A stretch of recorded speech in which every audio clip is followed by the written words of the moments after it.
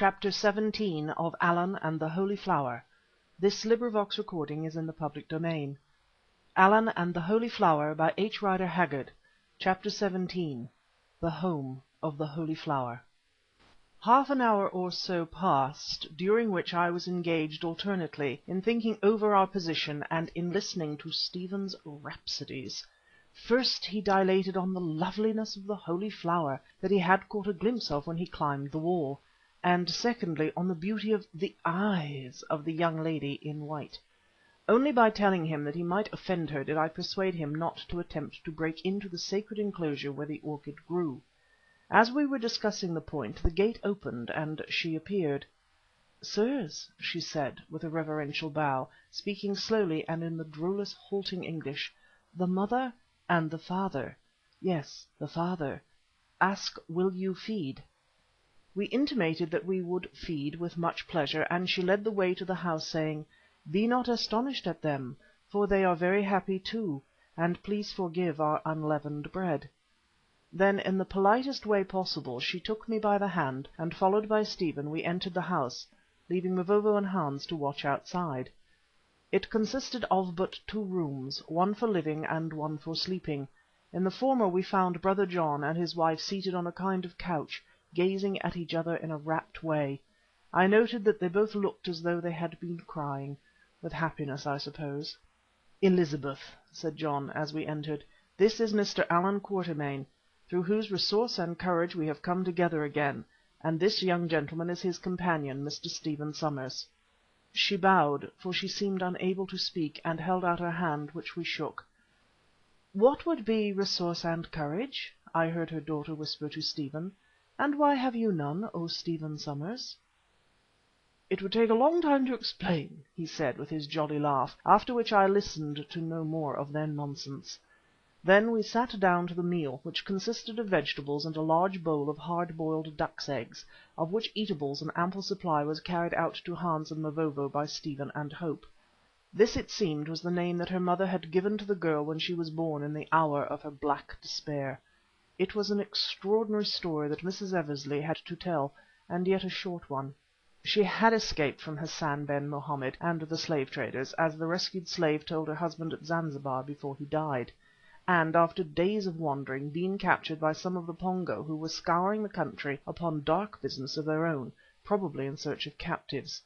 They brought her across the lake to Pongo land, and, the former mother of the Flower, an albino, having died at a great age, installed her in the office on this island, which from that day she had never left. Hither she was led by the Kalubi of the time and some others who had passed the god. This brute, however, she had never seen, although once she heard him roar, for it did not molest them or even appear upon their journey. Shortly after her arrival on the island her daughter was born, on which occasion some of the women servants of the Flower nursed her. From that moment both she and the child were treated with the utmost care and veneration, since the mother of the Flower and the Flower itself being in some strange way looked upon as embodiments of the natural forces of fertility, this birth was held to be the best of omens for the dwindling Pongo race. Also it was hoped that in due course the "child of the Flower" would succeed the mother in her office.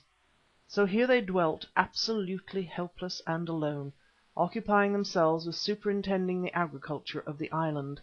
Most fortunately also, when she was captured, Mrs. Eversley had a small Bible in her possession, which she had never lost. From this she was able to teach her child to read, and all that is to be learned in the pages of the Holy Writ. Often I have thought that if I were doomed to solitary confinement for life, and allowed but one book, I would choose the Bible, since in addition to all its history and the splendour of its language, it contains the record of the hope of man, and therefore should be sufficient for him. So at least it had proved to be in this case. Oddly enough, as she told us, like her husband, Mrs. Eversley during all those endless years had never lost some kind of belief that she would one day be saved otherwise than by death. "I always thought that you still lived, and that we should meet again, John," I heard her say to him. Also her own and her daughter's spirits were mysteriously supported, for after the first shock and disturbance of our arrival we found them cheerful people. Indeed, Miss Hope was quite a merry soul, but then she had never known any other life, and human nature is very adaptable. Further, if I may say so, she had grown up a lady in the true sense of the word. After all, why should she not, seeing that her mother, the Bible and nature, had been her only associates and sources of information, if we except the poor slaves who waited on them, most of whom were mutes. When Mrs. Eversley's story was done, we told ours in a compressed form. It was strange to see the wonder with which these two ladies listened to its outlines, but on that I need not dwell. When it was finished, I heard Miss Hope say, "So it would seem, O Stephen Somers, that it is you who are saviour to us." "Certainly," answered Stephen, "but why?" "Because you see the dry holy flower far away in England, and you say, 'I must be holy father to that flower.' Then you pay down shekels," here her Bible reading came in, "for the cost of the journey and hire brave hunter to kill devil god, and bring my old white-haired parent with you. Oh yes, you are saviour," and she nodded her head at him very prettily. "Of course," replied Stephen with enthusiasm. "That is, not exactly, but it is all the same thing, as I will explain later. But, Miss Hope, meanwhile, could you show us the flower?" "Oh, Holy Mother must do that. If you look thereon without her, you die." "Really?" said Stephen, without alluding to his little feat of wall climbing. Well, the end of it was that after a good deal of hesitation, the Holy Mother obliged, saying that as the god was dead, she supposed nothing else mattered. First, however, she went to the back of the house and clapped her hands, whereon an old woman, a mute and a very perfect specimen of an albino native, appeared and stared at us wonderingly. To her Mrs. Eversley talked upon her fingers, so rapidly that I could scarcely follow her movements. The woman bowed till her forehead nearly touched the ground, then rose and ran towards the water. "I have sent her to fetch the paddles from the canoe," said Mrs. Eversley, "and to put my mark upon it. Now none will dare to use it to cross the lake." "That is very wise," I replied, "as we don't want news of our whereabouts to get to the Motombo." Next we went to the enclosure, where Mrs. Eversley, with a native knife, cut a string of palm fibres that was sealed with clay on to the door and on one of its uprights in such a fashion that none could enter without breaking the string. The impression was made with a rude seal that she wore round her neck as a badge of office. It was a very curious object fashioned of gold and having deeply cut upon its face a rough image of an ape holding a flower in its right paw. As it was also ancient, this seemed to show that the monkey god and the orchid had been from the beginning jointly worshipped by the Pongo.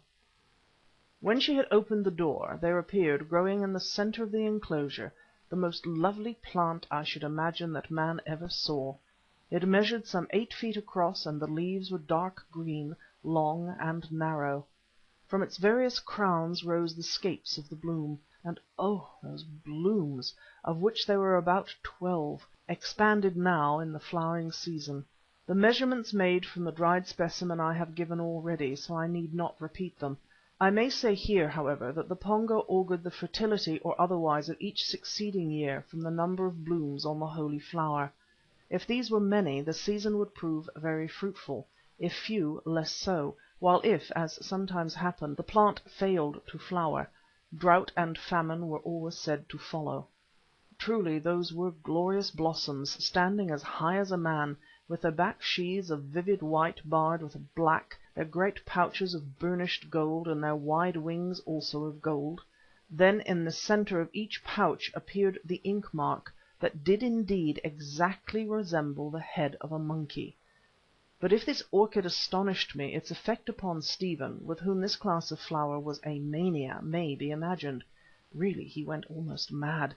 For a long while he glared at the plant, and finally flung himself upon his knees, causing Miss Hope to exclaim, "What, O Stephen Somers, do you also make sacrifice to the holy flower?" "Rather," he answered. I'd die for it." "You are likely to before all this is done," I remarked with energy, for I hate to see a grown man make a fool of himself. There's only one thing in the world which justifies that, and it isn't a flower. Mavovo and Hans had followed us into the enclosure, and I overheard a conversation between them which amused me. The gist of it was that Hans explained to Mavovo that the white people admired this weed—he called it a weed—because it was like gold, which was the god they really worshipped, although that god was known among them by many names. Mavovo, who was not at all interested in the affair, replied with a shrug that it might be so, though for his part he believed that the true reason to be that the plant produced some medicine which gave courage or strength. Zulus, I may say, do not care for flowers unless they bear a fruit that is good to eat. When I had satisfied myself with the splendour of these magnificent blooms, I asked Mrs. Eversley what certain little mounds might be that were dotted about the enclosure, beyond the circle of cultivated peaty soil which surrounded the orchid's roots. "They are the graves of the mothers of the Holy Flower," she answered. "There are 12 of them, and here is the spot chosen for the 13th, which was to have been mine." To change the subject I asked another question, namely, if there were more such orchids growing in the country. "No," she replied, "or at least I never heard of any. Indeed, I have always been told that this one was brought from far away generations ago. Also, under ancient law, it is never allowed to increase. Any shoots it sends up beyond this ring must be cut off by me and destroyed with certain ceremonies. You see that seed pod which has been left to grow on the stalk of one of last year's blooms? It is now ripe, and on the night of the next moon, when the Kalubi comes to visit me, I must with much ritual burn it in his presence, unless it has burst before he arrives, in which case I must burn any seedlings that may spring up with almost the same ritual. I don't think the Kalubi will come any more, at least not while you are here. Indeed, I am sure of it," I said. As we were leaving the place, acting on my general principle of making sure of anything of value when I get the chance, I broke off that ripe seed pod, which was the size of an orange. No one was looking at the time, and as it went straight into my pocket, no one missed it. Then, leaving Stephen and the young lady to admire this Cypripedium, or each other, in the enclosure, we 3 elders returned to the house to discuss matters. "John and Mrs. Eversley," I said, "by Heaven's mercy you are reunited after a terrible separation of over 20 years. But what is to be done now? The god, it is true, is dead, and therefore the passage of the forest will be easy, but beyond it is the water which we have no means of crossing, and beyond the water that old wizard, the Motombo, sits in the mouth of his cave watching like a spider in its web. And beyond the Motombo and his cave are Komba, the new Kalubi, and his tribe of cannibals." "Cannibals?" interrupted Mrs. Eversley. "I never knew that they were cannibals. Indeed, I know little about the Pongo, whom I scarcely ever see." "Then, madam, you must take my word for it that they are. Also, as I believe, that they have every expectation of eating us. As I presume that you do not wish to spend the rest of your lives, which would probably be short, upon this island, I want to ask how you propose to escape safely out of the Pongo country." They shook their heads, which were equally empty of ideas. Only John stroked his white beard and inquired mildly, "What have you arranged, Allan? My dear wife and I are willing to leave the matter to you, who are so resourceful." "Arranged!" I stuttered. "Really, John, under any other circumstances—" Then, after a moment's reflection, I called to Hans and Mavovo, who came and squatted down upon the verandah. "Now," I said, after I had put the case to them, "what have you arranged?" Being devoid of any feasible suggestions, I wished to pass on that intolerable responsibility. "My father makes a mock of us," said Mavovo solemnly. "Can a rat in a pit arrange how it is to get out with the dog that is waiting at the top? So far we have come in safety, as the rat does into the pit. Now I see nothing but death." "That's cheerful," I said. "Your turn, Hans." "Oh, Baas," replied the Hottentot, "for a while I grew clever again when I thought of putting the gun Intombi into the bamboo, but now my head is like a rotten egg, and when I try to shake wisdom out of it, my brain melts and washes from side to side like the stuff in the rotten egg. Yet, I have a thought. Let us ask the Missie. Her brain is young and not tired, it may hit on something. To ask the Baas Stephen is no good, for already he is lost in other things," and Hans grinned feebly. More to give myself time than for any other reason, I called to Miss Hope, who had just emerged from the sacred enclosure with Stephen, and put the riddle to her, speaking very slowly and clearly so that she might understand me. To my surprise she answered at once. "What is a god, O Mr. Allan? Is it not more than man? Can a god be bound in a pit for 1,000 years, like Satan in Bible? If a god want to move, see new country and so on, who can say no?" "I don't quite understand," I said, to draw her out further, although in fact I had more than a glimmering of what she meant. "Oh, Allan, Holy Flower there a god, and my mother priestess. If Holy Flower tired of this land, and want to grow somewhere else, why, priestess, not carry it and go too?" "Capital idea," I said. "But you see, Miss Hope, there are, or were, two gods, one of which cannot travel." "Oh, that very easy too. Put skin of god of the woods on to this man," and she pointed to Hans, "and who no difference? They like as two brothers already, only he smaller." "She's got it, by Jingo, she's got it!" exclaimed Stephen in admiration. "What Missy say?" asked Hans suspiciously. I told him. "Oh, Baas," exclaimed Hans, "think of the smell inside of that god's skin when the sun shines on it. Also the god was a very big god, and I am small." Then he turned and made a proposal to Mavovo, explaining that his stature was much better suited to the job. "First will I die," answered the great Zulu. "Am I, who have high blood in my veins, and who am a warrior, to defile myself by wrapping the skin of a dead brute about me and appear as an ape before men? Propose it to me again, Spotted Snake, and we shall quarrel." "See here, Hans," I said, "Mavovo is right. He is a soldier and very strong in battle. You also are very strong in your wits, and by doing this you will make fools of all the Pongo. Also, Hans, it is better that you should wear the skin of a gorilla for a few hours than that I, your master, and all these should be killed." "Yes, Baas, it is true, though for myself I almost think that, like Mavovo, I would rather die. Yet it would be sweet to deceive these Pongo once again, and, Baas, I won't see you killed just to save myself another bad smell or two. So if you wish it, I will become a god." Thus, through the self-sacrifice of that good fellow Hans, who is the real hero of this history, that matter was settled, if anything could be looked on as settled in our circumstances. Then we arranged that we should start upon our desperate adventure at dawn on the following morning. Meanwhile much remained to be done. First Mrs. Eversley summoned her attendants, who, to the number of 12, soon appeared in front of the verandah. It was very sad to see these poor women, all of whom were albinos and unpleasant to look on, while quite half appeared to be deaf and dumb. To these, speaking as a priestess, she explained that the god who dwelt in the woods was dead, and that therefore she must take the Holy Flower, which was called the Wife of the God, and make report to the Motombo of this dreadful catastrophe. Meanwhile they must remain on the island and continue to cultivate the fields. This order threw the poor creatures, who were evidently much attached to their mistress and her daughter, into a great state of consternation. The eldest of them all, a tall, thin old lady with white wool and pink eyes, who looked, as Stephen said, like an Angora rabbit, prostrated herself and, kissing the mother's foot, asked when she would return, since she and the daughter of the Flower were all they had to love, and without them they would die of grief. Suppressing her evident emotion as best she could, the mother replied that she did not know. It depended on the will of Heaven and the Motombo. Then, to prevent further argument, she bade them bring their picks with which they worked the land, also poles, mats and palm string, and help to dig up the Holy Flower. This was done under the superintendence of Stephen, who here was thoroughly in his element, although the job proved far from easy. Also it was sad, for all these women wept as they worked, while some of them who were not dumb wailed aloud. Even Miss Hope cried, and I could see that her mother was affected with a kind of awe. For 20 years she had been guardian of this plant, with which I think she had at last, not unnaturally, come to look upon with the same veneration that was felt for it by the whole Pongo people.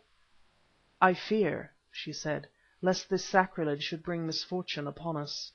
But Brother John, who held very definite views upon African superstitions, quoted the second commandment to her, and she became silent. We got the thing up at last, or most of it, with a sufficiency of earth to keep it alive, injuring the roots as little as possible in the process. Underneath it, at a depth of about 3 feet, we found several things. One of these was an ancient stone fetish that was rudely shaped to the likeness of a monkey, and wore a gold crown. This object, which was small, I still have. Another was a bed of charcoal, and amongst the charcoal were some partially burnt bones, including a skull that was very little injured. This may have belonged to a woman of a low type, perhaps the first mother of the Flower, but its general appearance reminded me of that of a gorilla. I regret that there was neither time nor light to enable me to make a proper examination of these remains, which we found impossible to bring away. Mrs. Eversley told me afterwards, however, that the Kalubis had a tradition that the god once possessed a wife which died before the Pongo migrated to their present home. If so, these may have been the bones of that wife. When it was finally clear of the ground on which it had grown for so many generations, the great plant was lifted on to a large mat, and after it had been packed with wet moss by Stephen in a most skilful way, for he was a perfect artist at this kind of work, the mat was bound round the roots in such a fashion that none of the contents could escape. Also each flower scape was lashed to a thin bamboo, so as to prevent it from breaking on the journey. Then the whole bundle was secured on to a kind of bamboo stretcher that we made, and firmly secured to it by palm fibre ropes. By this time it was growing dark, and all of us were tired. "Baas," said Hans to me as we were returning to the house, "would it not be well that Mavovo and I should take some food and go sleep in the canoe? These women will not hurt us there, but if we do not, I, who have been watching them, fear lest in the night they should make paddles of sticks and row across the lake to warn the Pongo." Although I did not like separating our party, I thought the idea so good that I consented to it, and presently Hans and Mavovo, armed with spears and carrying an ample supply of food, departed to the lakeside. One more incident has impressed itself upon my memory in connection with that night. It was the formal baptism of Hope by her father. I never saw a more touching ceremony, but it is one that I need not describe. Stephen and I slept in the enclosure by the packed flower, which he would not leave out of his sight. It was as well that we did so, since about 12 o'clock by the light of the moon I saw the door in the wall open gently and the heads of some of the albino women appear through the aperture. Doubtless they had come to steal away the holy plant they worshipped. I sat up, coughed, and lifted the rifle, whereupon they fled and returned no more. Long before dawn, Brother John, his wife and daughter were up and making preparations for the march, packing a supply of food and so forth. Indeed, we breakfasted by moonlight, and at the first break of day, after Brother John had first offered up a prayer for protection, we departed on our journey. It was a strange outsetting, and I noted that both Mrs. Eversley and her daughter seemed sad at bidding good-bye to the spot where they had dwelt in utter solitude and peace for so many years, where one of them indeed had been born and grown up to womanhood. However, I kept on talking to distract their thoughts, and at last we were off. I arranged that, although it was heavy for them, the two ladies, whose white robes were covered with curious cloaks made of soft prepared bark, should carry the plant as far as the canoe, thinking it was better that the holy flower should appear to depart in charge of its consecrated guardians. I went ahead with the rifle, then came the stretcher and the flower, while Brother John and Stephen, carrying the paddles, brought up the rear. We reached the canoe without accident, and to our great relief found Mavovo and Hans awaiting us. I learned, however, that it was fortunate they had slept in the boat, since during the night the albino women arrived with the evident object of possessing themselves of it, and only ran away when they saw that it was guarded. As we were making ready the canoe, those unhappy slaves appeared in a body, and throwing themselves upon their faces with piteous words, or those of them who could not speak by signs, implored the mother not to desert them, till both she and Hope began to cry. There was no help for it, so we pushed off as quickly as we could, leaving the albinos weeping and wailing upon the bank. I confess that I too felt compunction at abandoning them thus, but what could we do? I could only trust that no harm came to them, but of course we never heard anything as to their fate. On the further side of the lake we hid away the canoe in the bushes where we had found it, and began our march. Stephen and Mavovo, being the two strongest among us, now carried the plant, and although Stephen never murmured at its weight, how the Zulu did swear after the first few hours! I could fill a page with his objurations at what he considered an act of insanity, and if I had the space should like to do so, for really some of them were most amusing. Had it not been for his friendship for Stephen, I think that he would have thrown it down. We crossed the garden of the god, where Mrs. Eversley told me the Kalubi must scatter the sacred seed twice a year, thus confirming the story that we had heard. It seems that it was then, as he made his long journey through the forest, that the treacherous and horrid brute which we had killed would attack the priest of whom it had grown weary. But, and this shows the animal's cunning, the onslaught always took place after he had sown the seed, which would in due season produce the food it ate. Our Kalubi, it is true, was killed before we had reached the garden, which seems an exception to the rule. Perhaps, however, the gorilla knew that his object in visiting it was not to provide for its needs. or perhaps our presence excited it to immediate action. Who can analyze the motives of a gorilla? These attacks were generally spread over a year and a half. On the first occasion the god which always accompanied the priest to the garden and back again would show animosity by roaring at him. On the second he would seize his hand and bite off one of the fingers, as happened to our Kalubi, a wound that generally caused death from blood poisoning. If, however, the priest survived, on the third visit it killed him, for the most part by crushing his head in its mighty jaws. When making these visits the Kalubi was accompanied by certain dedicated youths, some of whom the god always put to death. Those who had made the journey 6 times without molestation were selected for further special trials, until at last only 2 remained, who were declared to have passed, or been accepted by, the god. These youths were treated with great honour, as in the instance of Komba and on the destruction of the Kalubi. One of them took his office, which he generally filled without much accident, for a minimum of 10 years, though perhaps much longer. Mrs. Eversley knew nothing of the sacramental eating of the remains of the Kalubi, or of the final burial of his bones in the wooden coffins that we had seen, for such things, although they undoubtedly happened, were kept from her. She added that each of the 3 Kalubis whom she had known ultimately went almost mad through terror at his approaching end, especially after the preliminary roarings and the biting off of the finger. In truth, uneasy lay the head that wore the crown in Pongo land, a crown that, mind you, might not be refused upon pain of death by torture. Personally, I can imagine nothing more terrible than the haunted existence of these poor kings whose pomp and power must terminate in such a fashion. I asked her whether the Motombo ever visited the god. She answered yes, once in every 5 years. Then, after many mystic ceremonies, he spent a week in the forest at a time of full moon. One of the Kalubis had told her that on this occasion he had seen the Motombo and the god sitting together under a tree, each with his arm round the other's neck and apparently talking like brothers. With the exception of certain tales of its almost supernatural cunning, this was all that I could learn about the god of the Pongos, which I have sometimes been tempted to believe was really a devil hid in the body of a huge and ancient ape.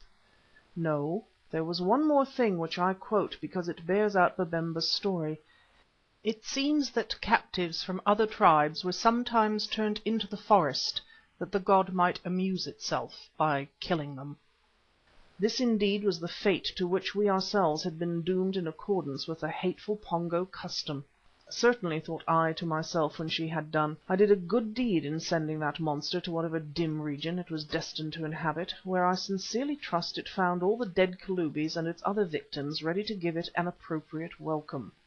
After crossing the god's garden we came to the clearing of the fallen tree, and found the brute's skin pegged out as we had left it, though shrunken in size. Only it had evidently been visited by a horde of the forest ants which, fortunately for Hans, had eaten away every particle of flesh, while leaving the hide itself absolutely untouched, I suppose because it was too tough for them. I never saw a neater job. Moreover, those industrious little creatures had devoured the beast itself. Nothing remained of it except the clean white bones lying in the exact position in which we had left the carcass. Atom by atom that marching myriad army had eaten all and departed on its way into the depths of the forest, leaving this sign of their passage.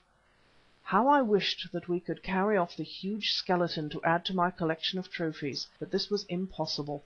As Brother John said, any museum would have been glad to purchase it for hundreds of pounds, for I do not suppose that its like exists in the world, but it was too heavy. All I could do was to impress its peculiarities upon my mind by a close study of the mighty bones.